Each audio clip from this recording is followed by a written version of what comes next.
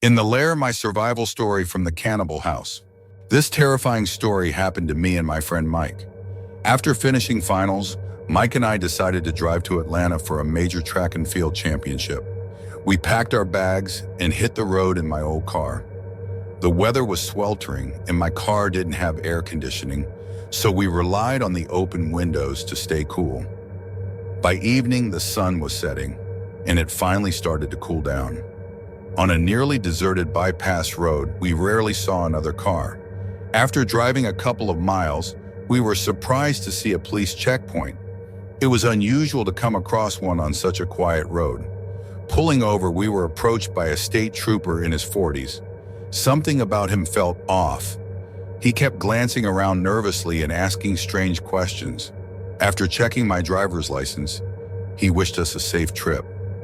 Just 20 yards down the road, my car's hood started to smoke. I pulled over, popped the hood, and was greeted by a blast of hot steam. The engine had overheated. I tried to restart the car, but it wouldn't budge.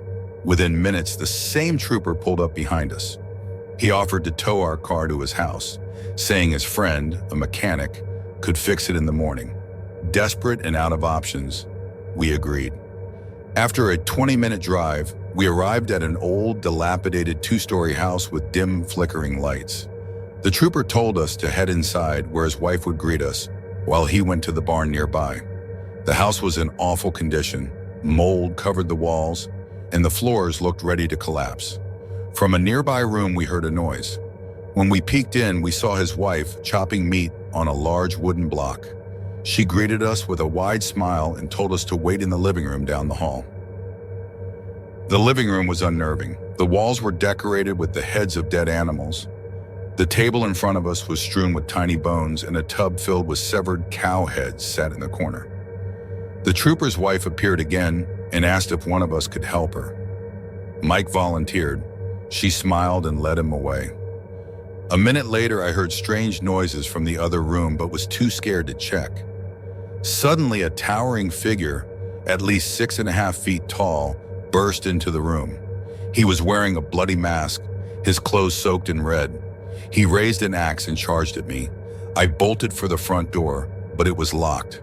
Panicking, I ran into the kitchen, hoping to find another exit, but I found no one. As I searched for a way out, the trooper's wife entered the room. I tried to explain that someone was trying to kill me, but she smiled coldly and said, "That's just my son. He's only 15. Before I could respond, she slapped me across the face and everything went dark. When I regained consciousness, my legs were bound with barbed wire. To my horror, Mike was hanging from a hook nearby, his body drenched in blood. Ignoring the excruciating pain, I began to free my legs. The barbed wire tore into my skin, but I kept going.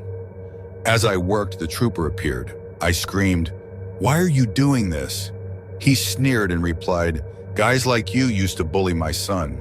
Now it's his turn to get revenge." He punched me hard, then left. I called out to Mike, but he didn't respond. Through sheer determination, I managed to free myself. I stumbled over to Mike, trying to lift him off the hook. He screamed in pain, and I accidentally dropped him, driving the hook deeper into his body. Overhead, I heard footsteps. Someone was coming. The trooper flung the door open and spotted me immediately. "You little punk!" he shouted. I grabbed a metal hook lying nearby and hid under the table. As the trooper walked past, I jabbed the hook into his leg. He collapsed, clutching his wound. Fueled by adrenaline, I grabbed him by the hair and smashed his head into the floor repeatedly until he stopped moving. I rushed back to Mike, but he was barely conscious. "I'll get us out of here," I promised. I climbed upstairs, searching for anything to help us escape.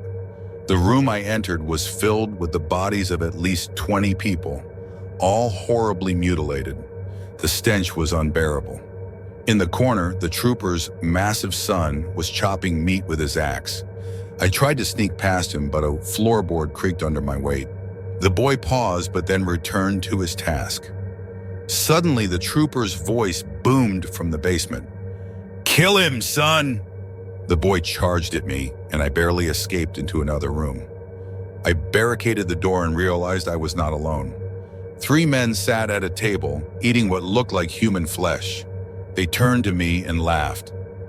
"Looks like dinner just arrived," one of them said. Spotting an open window, I sprinted toward it and jumped out, landing hard but alive. I ran until I reached the road. Collapsing to my knees, I laughed hysterically, grateful to be free. But then I heard a woman scream from the house. I froze, torn between running to safety or going back to save her and Mike. Summoning every ounce of courage, I turned back. I'll never forget what happened in that house, but I'll carry the scars, both physical and emotional, for the rest of my life. Thank you for watching this story. If you enjoyed it, don't forget to subscribe so you won't miss any new creepy legends and mystical tales. There's a lot more to come, so stay tuned and be ready for more encounters with the unknown. Look out for the next story.